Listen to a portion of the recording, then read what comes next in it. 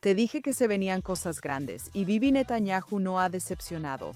Ahora se están invirtiendo 110 mil millones en la producción de armas de Israel y no puedo sobreestimar la importancia de esta decisión. Israel será independiente en la próxima década. No es por presumir, pero te lo advertí. Netanyahu afirmó que esta gran decisión nació de la necesidad de reducir nuestra dependencia de todos, incluso amigos.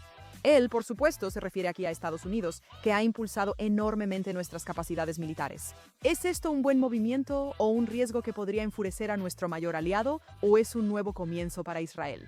Como siempre, vamos a analizarlo todo. Esto es Mira Keisha en JNSTV. Empecemos desde el principio. Como siempre, necesitamos el contexto, porque sin la historia no vamos a entender por qué este movimiento hace una diferencia tan grande. Te llevaré a una noche estrellada en 1947, cuando la inminente declaración del Estado de Israel generaba mucha tensión y miedo. Estaba claro para todos que si la declaración de la Organización de las Naciones Unidas se hacía oficial, los países árabes a nuestro alrededor lucharían, al igual que los árabes dentro del país. E Israel tenía un problema, ya que casi ningún país nos suministraría armas para evitar alimentar un posible conflicto. Específicamente Estados Unidos y Gran Bretaña, quienes, sorpresa, sorpresa, no tenían problema en proveer a los países árabes con tanques y aviones, básicamente nos pusieron bajo un embargo. Entonces, ¿qué hizo Israel? Hay una gran guerra que pelear y no hay forma de hacerlo. Curiosamente, Checoslovaquia, con la aprobación de Stalin, acepta venderle a Israel armas alemanas nazis sobrantes a cambio de dinero. Arriban mediante un gran puente aéreo en la Operación Balak. Pensar en jóvenes israelíes que sobrevivieron al Holocausto y lucharon contra árabes con rifles aún marcados con logotipos nazis es increíble. El hecho de que hayamos sobrevivido a esta guerra fue un milagro en sí mismo. ¿Sabías que montamos estudios de cine falsos en la llamada red de contrabando de lápiz labial? Usábamos maquinaria para fabricar balas y fábricas subterráneas para crear morteros o bombas. Eso básicamente no funcionó, pero hacía tanto ruido que los enemigos quedaban petrificados. En fin, realmente no teníamos las cosas que necesitábamos para ganar.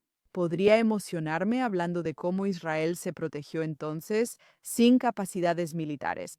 Este episodio no terminaría, así que enfoquémonos. Fue una época difícil para un país en lucha y una victoria inesperada. Pensar que fue Rusia quien nos ayudó a sobrevivir es algo loco, especialmente considerando que las armas que nos dieron eran realmente pura basura.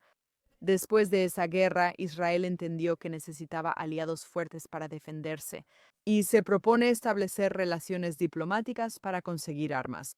De hecho, de inmediato encuentran un nuevo aliado y para 1967 ya tenemos un aliado realmente fuerte. Francia nos proporcionó una fuerza aérea moderna durante 15 años, suministrándola casi por completo. ¿Por qué Francia de repente era nuestro mejor amigo? Bueno, como suele suceder con los países aliados, fue nuestro enemigo en común lo que nos unió. Para ellos, Egipto era un problema, y para Israel, por supuesto, estando en su frontera, sabíamos que Egipto era una amenaza muy, muy seria. Francia quería enfrentar el nacionalismo árabe desde hace tiempo por los problemas en sus colonias, y notaron que Israel sería un buen socio.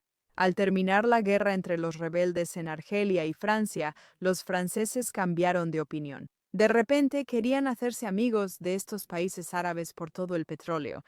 Y sí, adivinaste bien, decidieron sacrificar a Israel para obtener eso. Justo 3 días antes de que comenzara la famosa Guerra de los 6 días, el presidente francés de Gaulle impuso un embargo total de armas a Israel con la esperanza de que no iniciaran la guerra preventivamente, algo de lo que se rumoraba mucho. Por supuesto, esto no funcionó. Israel, con éxito y en una de las hazañas militares más asombrosas, usó la fuerza aérea que ya tenía y destruyó gran parte de la fuerza aérea egipcia. En una guerra de solo 6 días y una mañana brillante, muchos olvidan este aspecto del milagro. Si la guerra se hubiera prolongado un poco más, Israel no habría tenido ninguna de las armas que necesitaba debido a este embargo. La traición de Francia a Israel no fue solo en el tema de las armas.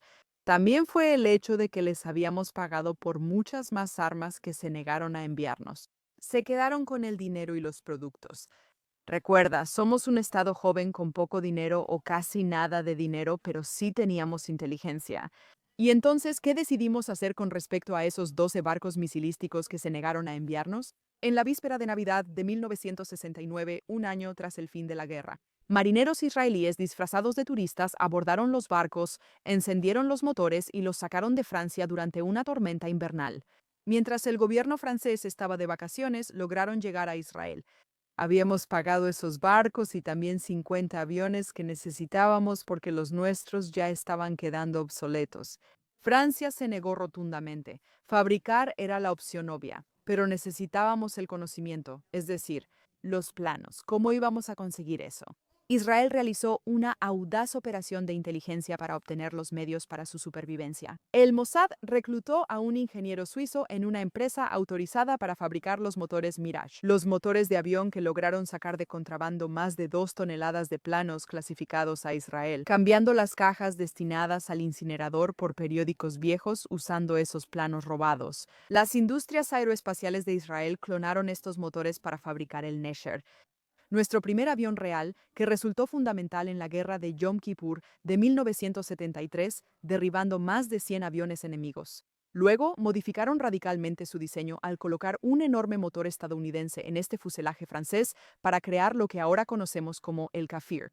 Es un avión Frankenstein, más rápido que el original, que impulsó la industria de defensa tecnológica de Israel. Esta traición le enseñó mucho a Israel y marcó el inicio de que empezáramos a crear nuestros propios sistemas de defensa. Pero, de nuevo, no podíamos convertirnos en la superpotencia militar necesaria para defendernos. Y luego entra Estados Unidos. Durante este tiempo, ellos están en medio de lidiar con una amenaza rusa, ¿verdad? Al ver el mapa de la Guerra Fría, notan que apoyar a Israel quizá no sea tan mala idea. Tras años de indiferencia, Estados Unidos comienza a enviarnos aviones militares reales. Estamos en la frontera con Egipto y Siria, respaldados entonces por los soviéticos. Pero requeríamos más que fuerza aérea, tanques y municiones. Tras aprender la lección de los franceses, que nos traicionaron así, decidimos diversificar. Sí, algunos aún venían de los estadounidenses, pero no directamente por miedo a enfurecer a los países árabes. Usaron a Alemania como intermediario para proporcionarnos en secreto tanques estadounidenses bajo las reparaciones alemanas por el Holocausto. También trajimos algunas cosas del Reino Unido, y en un giro de los acontecimientos realmente interesante. En la Guerra de los 6 días, unos 5 años antes, Egipto y Siria abandonaron cientos de tanques soviéticos nuevos en el desierto. Cuando los derrotamos, fuimos y los tomamos. En este punto tenemos un ejército muy mezclado, lo cual termina siendo un verdadero problema. Llegó la guerra de Yom Kippur porque la guerra tomó a Israel completamente por sorpresa. Para operar los tanques que dio el Reino Unido, necesitábamos los proyectiles adecuados.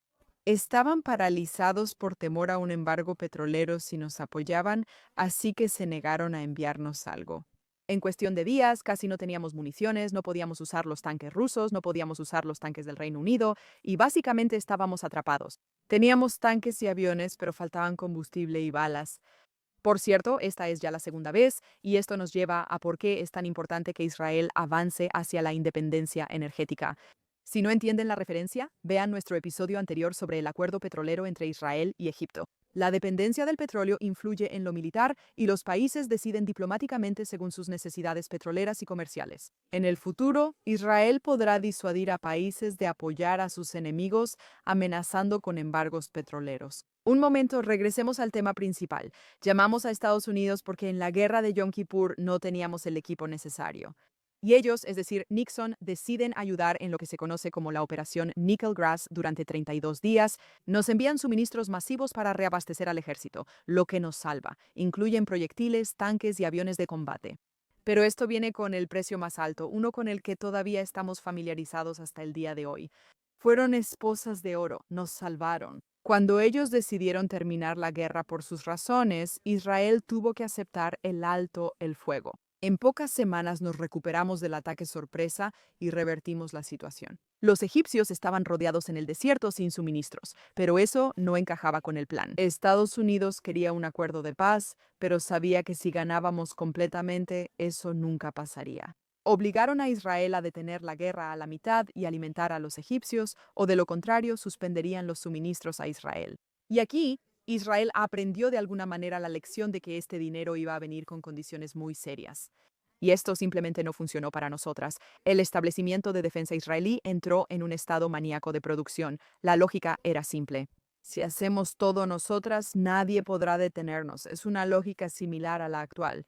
Durante unos 15 años de 1974 a 1987, Israel intenta convertirse en una mini superpotencia. Seguimos comprando una cantidad tremenda a Estados Unidos, pero también estamos fabricando lo nuestro, construimos nuestros propios tanques, el Merkava, fabricamos el rifle Galil, así que no necesitamos a Europa. Además, invertimos mucho en crear nuestro avión, el ligero avión de vigilancia, para no depender de Estados Unidos en aviones de combate, ya que aún les compramos F-15 y F-16. Pero resulta que a Estados Unidos no le gustó esto. No quieren que construyamos competencia, así que nos dicen que cancelemos el plan del ligero avión de vigilancia. En una decisión muy polémica en Israel en 1987, solo un voto en el gobierno cancela toda la operación. Israel llevaba años invirtiendo en esto y todo el país lo apoyaba. De nuevo, Israel por segunda vez hace algo que es malo para el país con tal de mantener el dinero de Estados Unidos. Esto origina algo nuevo e importante. ¿Qué iba a hacer Israel con los miles de ingenieros y mentes brillantes que habían estado trabajando en este proyecto de avión? Israel prefiere que no se vayan, por eso invierte mucho en nuevos departamentos de la industria aeroespacial. Como no pudieron construir el avión, quieren la tecnología para fabricar los misiles, radares y drones más inteligentes que tal vez podrían destruir otros aviones. Y eso fue lo que hizo Israel muy rápido. Se movió hacia la alta tecnología, pero para el ámbito militar, la cúpula de hierro, los rayos láser y la ciberseguridad. Fue más que eso. Desarrollamos tecnología, diseños y códigos optimizados. Recuerda, la mayoría de los hombres israelíes tienen entrenamiento y comprenden bien las necesidades del ejército. Y así, de muchas maneras, el final del ligero avión de vigilancia llega y empieza a ser una especie de bendición disfrazada. Pero, ¿qué ocurre con la fabricación de piezas reales como bombas, balas y tanques? Aquí viene la parte de las esposas de oro. Estados Unidos lanza un programa de ayuda financiera, todas ya lo conocemos. Existe un gran malentendido de que la ayuda que Estados Unidos nos envía es solo un regalo gratuito, y sabemos que esto es falso. El dinero debe usarse en Estados Unidos, aunque hay una pequeña excepción. Al firmar el acuerdo, enviaban unos 3.000 millones al año. Cerca de la mitad era ayuda económica, que Israel eliminó gradualmente. Este acuerdo es distinto al actual, ya que permitieron a Israel gastar el 25% en su propio país. Voy a hablar de eso en un momento. Estados Unidos tiene razones claras para financiarnos, todas muy beneficiosas para ellos. Estas son las 5 principales. Tienen intereses políticos en mantener un aliado fuerte en Medio Oriente. El dinero que se nos da debe usarse en Estados Unidos, lo que fortalece su economía. Pueden obligarnos a tomar decisiones militares que no coinciden con sus intereses. A cambio, reciben parte de la mejor tecnología e inteligencia que solo Israel puede proporcionar. Y nos impiden convertirnos en una competencia seria para ellos en el negocio de la fabricación de armas. Lo que sucede después es una situación híbrida muy extraña. Los 25 que podíamos gastar aquí hasta 2016 se dieron para que Israel pudiera desarrollar la tecnología. Considéralo una disculpa por cancelar unas 5. Imagina una cocina donde Israel prepara recetas, pero los ingredientes están en Estados Unidos. Por ejemplo, la cúpula de hierro, radar y software se desarrollan en Israel, pero los misiles se fabrican en Estados Unidos. Como los tanques vehículo armado de América, construimos todo excepto el motor, que viene de Estados Unidos. Es una situación híbrida extraña. ¿Por qué? Por todo el dinero que Estados Unidos daba a Israel para gastar allá. No tenía sentido gastar nuestro dinero fabricando aquí cuando ellos podían hacerlo gratis para nosotros. Necesitamos 100.000 proyectiles de artillería. La opción 1, con una fábrica israelí, cuesta 50 millones de shekels del presupuesto público. La opción número 2, la fábrica estadounidense cuesta cero del presupuesto israelí porque se paga con el crédito de Estados Unidos. Es evidente, nuestra tecnología sigue fortaleciéndose, pero nuestras fábricas de trabajadores cierran poco a poco. En 2016, el acuerdo de Obama cambió todo.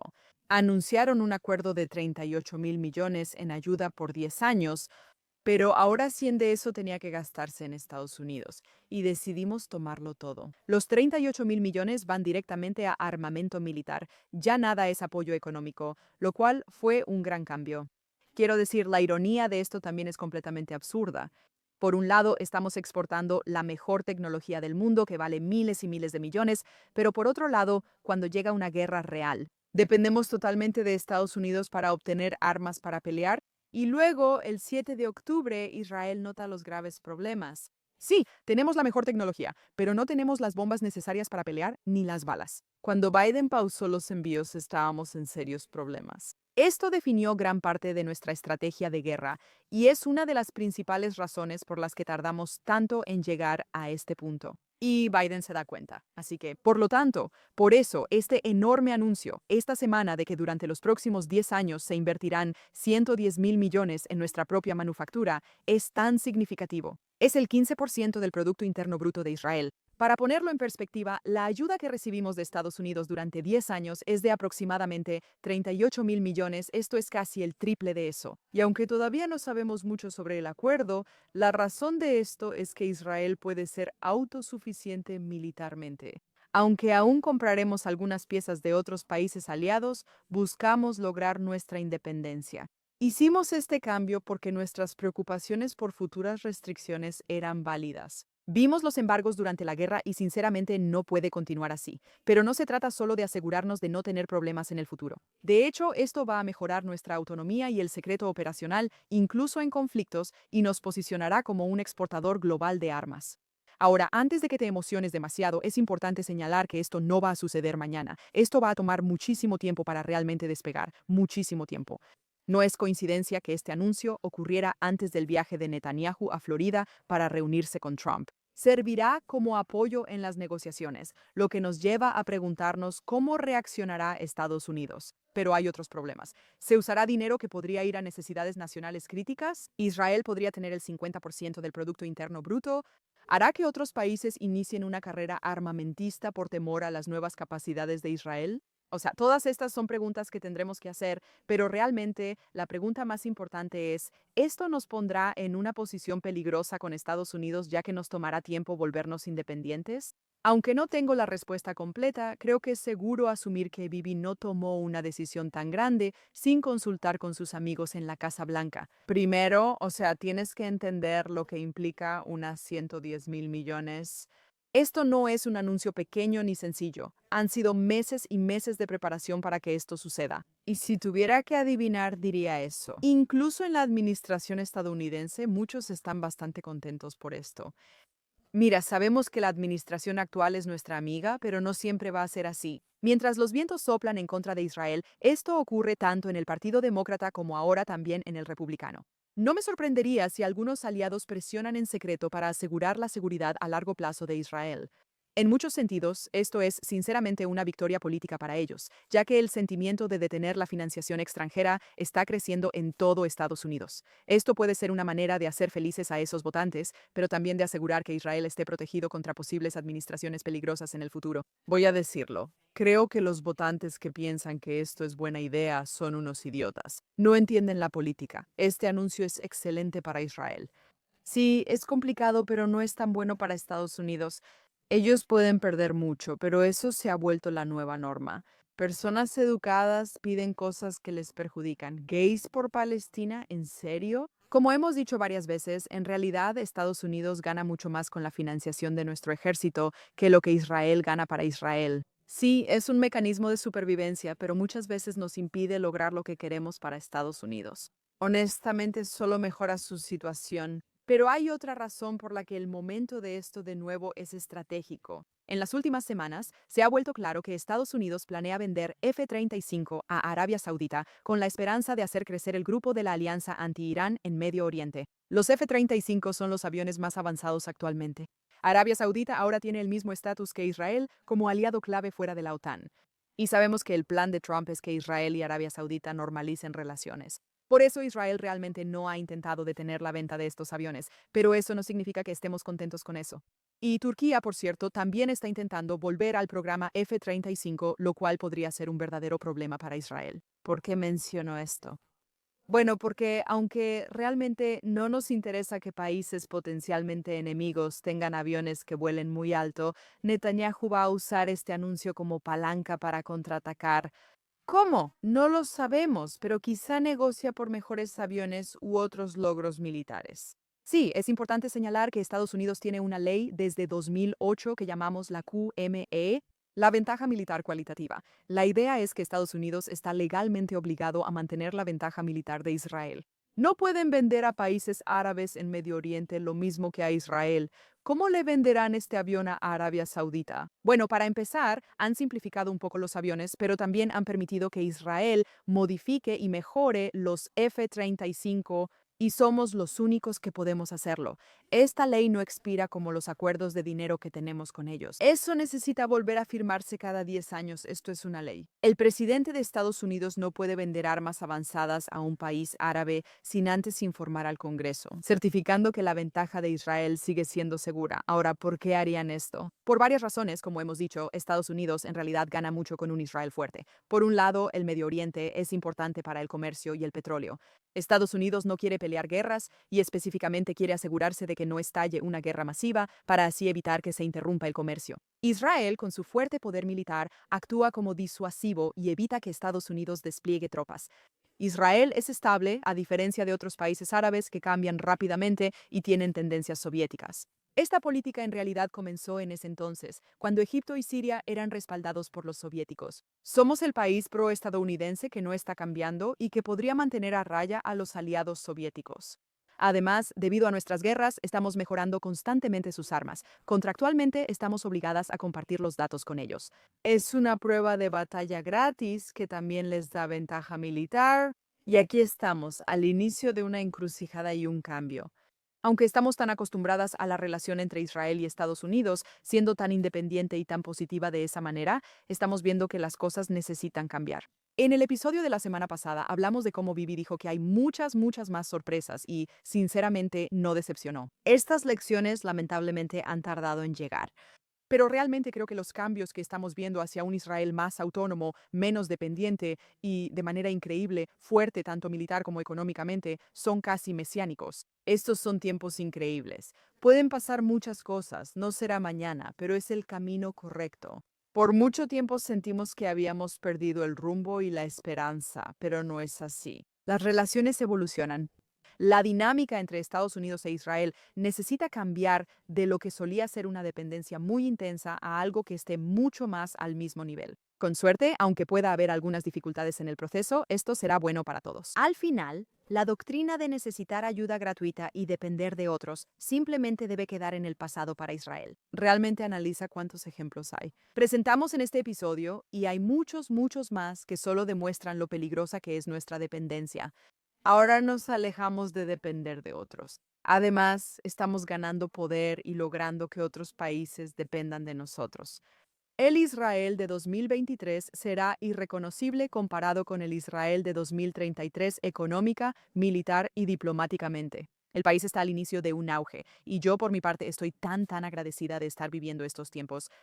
Recuerden, Estados Unidos como aliado es de suma importancia porque al final del día es Occidente, los valores judio-cristianos. Podrán luchar contra los infiltrados en nuestras economías y países, ya que estas infiltraciones ocurren en todos los ámbitos. Israel está a la vanguardia y luchamos guerras por Estados Unidos. Y esa relación siempre va a estar conectada. La pregunta es, ¿a qué costo? ¿En qué momento Israel dice? Está bien, retrocedan un poco. Podemos trabajar juntos, pero no podemos tener nuestra supervivencia dependiendo de un presidente que podría terminar odiándonos. Si eres estadounidense y ves este episodio y piensas, ¿esto es malo para Estados Unidos? Yo diría que no, solo es diferente. Es un cambio, alejándonos de la realidad que conocíamos, con beneficios, pero hacia algo distinto. Algo que, si crees en Israel y quieres que Israel sobreviva, en realidad es sumamente importante para el futuro de nuestro país. Ambas cosas pueden ser ciertas. Algo puede beneficiar tanto a Israel como a Estados Unidos. Y la relación entre estos dos países no va a ninguna parte. Como dije, esto nos va a tomar bastante tiempo para resolverlo. No ocurrirá mañana, pero es un cambio correcto y relevante en la dirección adecuada. Y, finalmente he estado esperando hacer este episodio por tanto tiempo. Soy Irakai y nos vemos la próxima vez.